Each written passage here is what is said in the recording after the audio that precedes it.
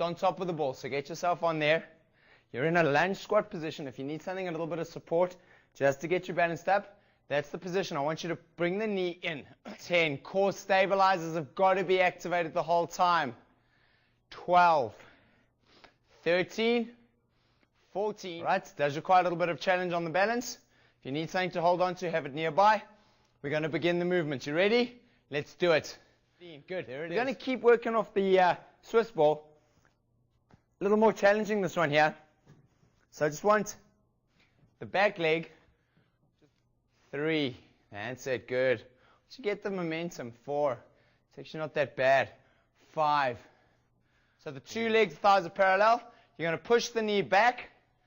You're going to lunge forward and down. Straighten the leg. Bring it in. There's the movements.